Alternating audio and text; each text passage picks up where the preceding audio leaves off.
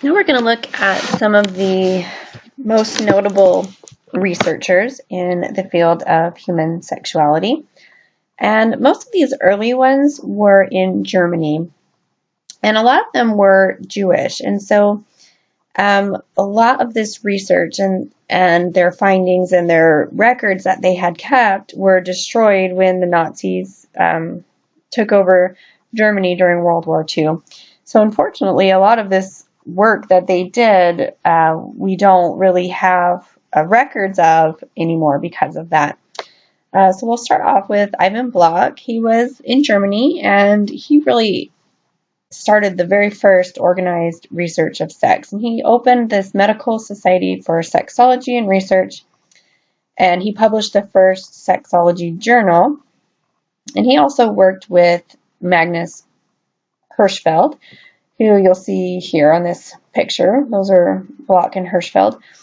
Hirschfeld fought for homosexual rights. So he studied homosexuality, and he came from the viewpoint that there wasn't anything wrong with it. It was not a mental illness, and that a lot of the laws that they had at that time were discriminatory against homosexuals. So he was really an advocate. Well before his time, he was advocating for homosexual rights.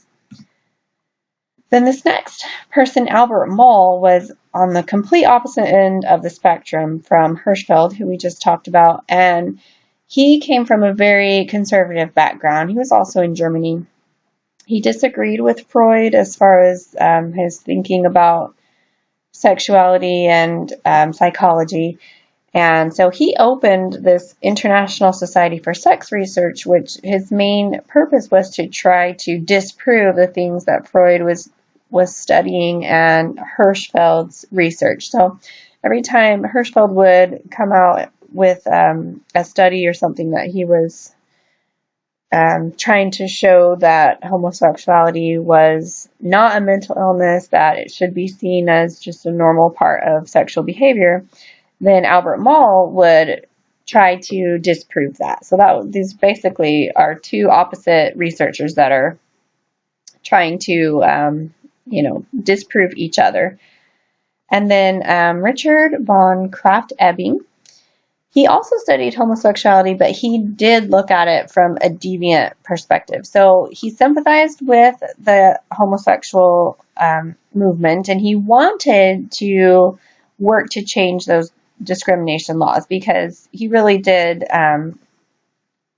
sympathize with homosexuality, but his perspective was to try to help them to recover from this mental illness that they had. So he was a friend to homosexuals, but in a way of trying to cure them of their homosexuality. He did consider it a deviant behavior. Then Havelock Ellis is in England. All those other ones were in Germany. And Ellis is really the only one that we know of at this point in time from England. And in England, they were in the Victorian era, which was really conservative. So that's why sex research was not a very popular thing in England at this time. They were very conservative. It was a very proper kind of society. They did not talk about sex. It was a very hush-hush. It was inappropriate. So Havelock Ellis went to medical school and became a doctor just so he could try to legitimize this study that he was trying to do of studying human sexuality. And he published this study in the Psychology of Sex, research that he had done. And then the medical community just came out in England and just really condemned his work. They tried to not get it published. They tried to stop what he was doing. They just thought it was completely inappropriate, that it was dangerous, that he should not be studying these types of things. And he also said that homosexuality and masturbation were not an abnormality, that they should not be considered a mental illness or a problem. Now we're going to get into some of the American researchers. So these first three are unique because they're women, and as we saw before, all those other ones that were in Europe were all males. And so everything up to this point had been from a male perspective. So this first one, Kalilia Mosier, She actually was the first person to interview women and ask women about their point of view when it came to sexuality. So she was very groundbreaking in her research in that it took a female perspective, whereas before all of the research was just really looking at the male perspective, and the female was kind of just a passive participant. But she really looked at it from the female point of view, and that females could be sexual beings and could desire sex, and it wasn't just that they were there to, please the male or whatever.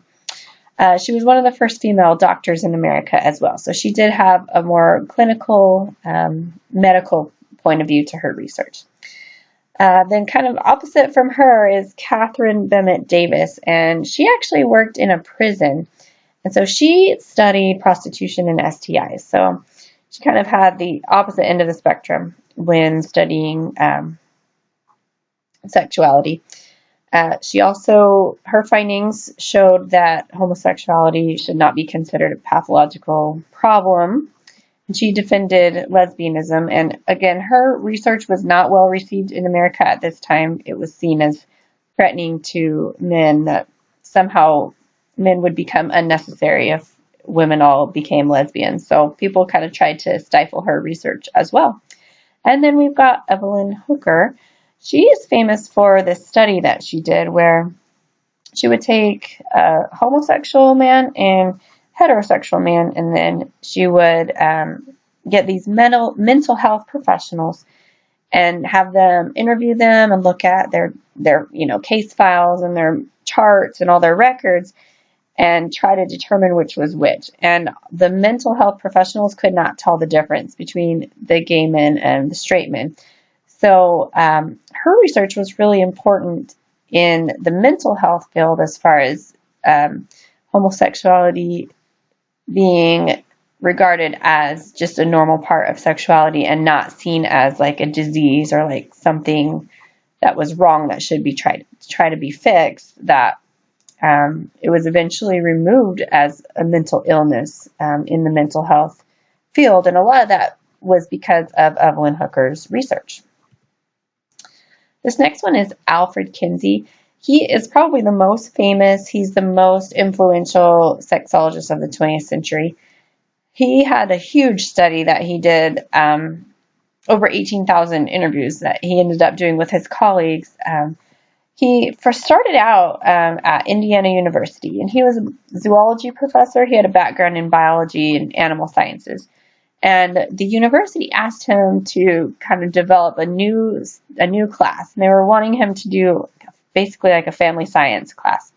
So he started teaching this class, and then his students would ask him questions that were about sexuality or things like that, and he really didn't have good answers for them. And so he started to realize that this was a really under-researched topic and that there really needed to be a whole lot more research done in the field of sexuality.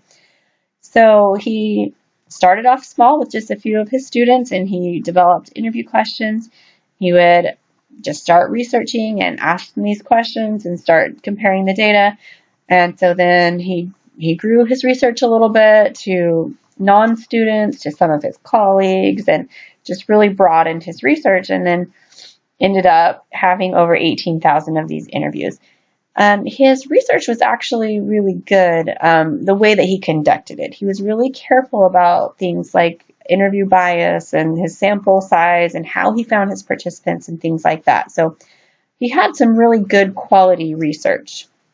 He was very careful in the way that he went about his research. So it was really a good basis of a starting point of all of these interviews that he did. There was actually a movie made about him called Kinsey, and I have provided the trailer for you on Blackboard if you're interested in looking at that. It's based on his life, so it's sort of most of it, is based in fact, but again, it's a work of fiction. So, if you're watching that movie, and it might not all be 100% historically accurate, but it is based on the life of Alfred Kinsey and his research that he did at Indiana University. He started the Kinsey Institute, which is still going today at Indiana University. So it's this research study center that they focus on human sexuality research. And so I've also provided the link for the Kinsey Institute on Blackboard if you are interested in learning more about what they do and the history of the Kinsey Institute and some of their work. Then we've got Morton Hunt, who did a similar study on a smaller scale. The main difference with his is that he would publish through, his research was published through Playboy magazine. So he was a lot more in sort of the mainstream kind of, not as much of in the scientific community. Then we have Bell and Weinberg. They also worked at the Kinsey Institute. That's where they got their start, and they studied homosexuality.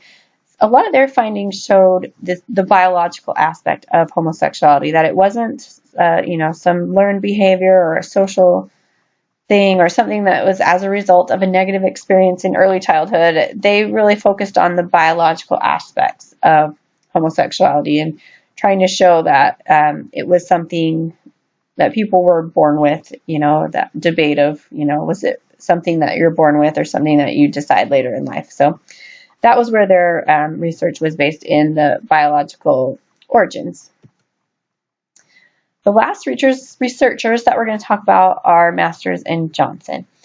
And the thing that makes Masters and Johnson very unique is that they were the very first researchers to actually observe in a laboratory setting. So they would actually, most of the other researchers, they would just do interviews. They would ask people questions or do case studies or things like that, where they were just kind of after the fact asking someone about their sexual experiences. But Masters and Johnson actually brought people into their laboratory and hooked them up to different monitors and different machines that would record, different statistics, and they would actually watch and record while people were having sex in their laboratory. And so their research was very medical. It was very clinically based. So they looked at things like heart rate and things like that. So they came from a very medical perspective. And so they, from their findings, came up with this human sexual response cycle, which is 4 stages and that people physiologically will go through during the process of having sex. So their findings actually are still very much used today in the medical profession.